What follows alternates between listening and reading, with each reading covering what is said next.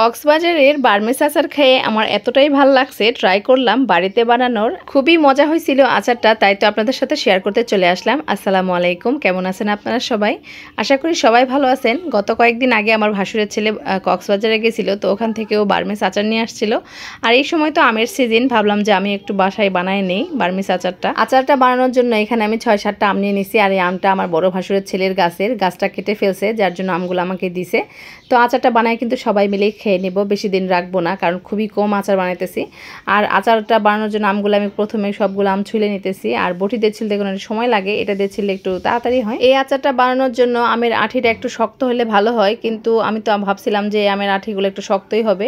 তবে কাটার পরে দেখলাম একেবারে কচি আম, এখনো আঠি ডাবে নাই, মানে শক্ত হয় নাই, আরো বড় হবে আমগুলা, তার আগে কেটে ফেলছে। দেখেন একদমই কচি আম একদম। যাই হোক, কি আর করার আছে, কচি আমগুলাই এখন আমি চিকন চিকন করে বার্মিজ আচার বানাবো সেই পরিমাণের মানে সাইজ করে কেটে নিতেছি। আসলে কচি আমটা হয় কি যে গলে যাওয়ার ভয় থাকে, ইনশাল্লাহ গলে যাবে না, ওইভাবে বানানোর চেষ্টা করব। একে একে আমার সবগুলো আম কাটা হয়ে গেছে। আর দেখেন সবগুলো আমি কিন্তু একদম কচি কচি আমটা কাটানো হয়ে গেছে আমার। এখন এই আমের মধ্যে আমি চিনি মিশিয়ে দিব। চিনি একটু পরিমাণ মতো দেওয়া লাগবে, যেহেতু 6-7টা আম নিয়েছি। আমগুলা কিন্তু অতটাও টক না, মানে কাঁচা মিঠার মতোই আমটা। তো এখন আমি এখানে প্রায় আধা কেজির মতো চিনি দিয়ে দিব, মানে 250 গ্রামের একটু বেশি, আধা কেজির একটু কম দিয়ে এটাকে আমি 2-3 ঘন্টার জন্য ছেড়ে দিব। এইভাবেই একটু চামচ দিয়ে উপরে নিচে মিশিয়ে নিয়ে এইভাবেই 2-3 ঘন্টার জন্য রেখে দিব, তারপরে আচার বানাবো। আর এইভাবে আচার বানালে আচারটা আমগুলা গলে যায় না, আচারটা একদম নরম হবে না, আমগুলো একদম গোটা আস্তে আস্তে থাকবে, কিন্তু আচারটা অনেক খাইতে অনেক বেশি মজা লাগবে। আমি আগে একবার বানাই খাইছিলাম, এত মজা হয়েছিল, তো ভাবলাম এই বছর একটু বানাই, কারণ ওই বার্মিজের যে আচার, কক্সবাজার যে আচারটা আমরা খাই তার থেকে দ্বিগুণ মজা হয় এই বাড়িতে বানানো বার্মিজ আচারটা।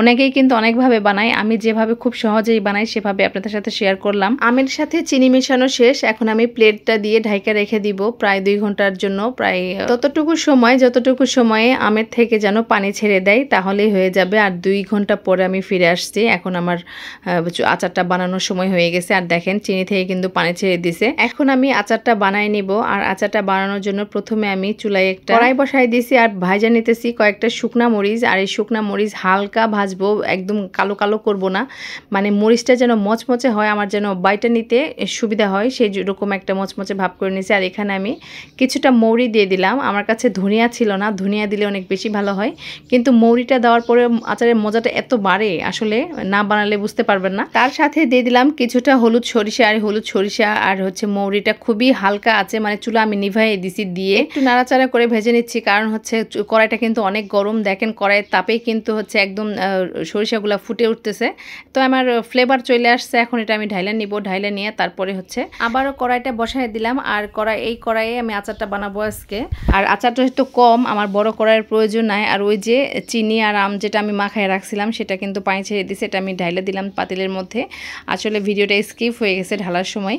আমি কিন্তু কোনো তেল কিচ্ছু ব্যবহার করব না এই আচারে, খুবই সিম্পল বানানো। আর খাইতে তো মাশাআল্লাহ, যারাই এই আচারটা যে 1 পিস 2 পিস করে সবাই যারাই খাইছি তারাই আলহামদুলিল্লাহ অনেক ভালো বলছে।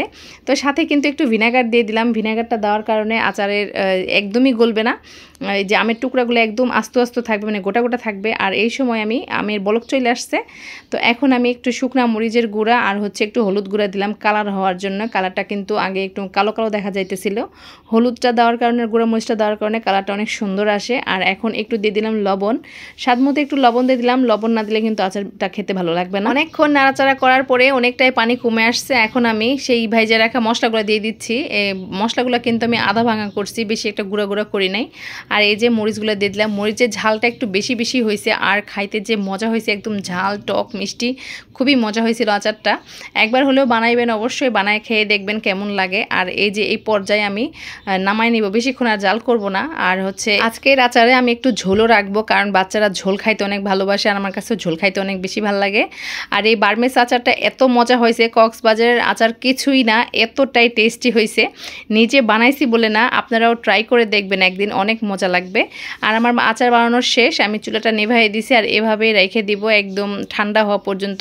ঠান্ডা হওয়ার পরে কিন্তু সবাই মিলে খেয়ে নিব। আর আচারটা কিন্তু খুবই কম পরিমাণ হয়েছে, মানে জারে ভরে যে রেখে দিব এতটুকু আচার আমি বানাই নাই, খুবই কম পরিমাণ আচার বানাইছি, সবাই একটু করে খেয়ে নিব। তো ফাইনালি আমার আচার বানানোর শেষ। আজকের ভিডিওটা কেমন লাগলো অবশ্যই কমেন্টে জানাবেন। ভিডিওটা ভালো লাগলে অবশ্যই চ্যানেলটাকে সাবস্ক্রাইব করে আমার পাশেই থাকবেন। সবাই ভালো থাকবেন, সুস্থ থাকবেন। আজ এই পর্যন্তই। আল্লাহ হাফেজ।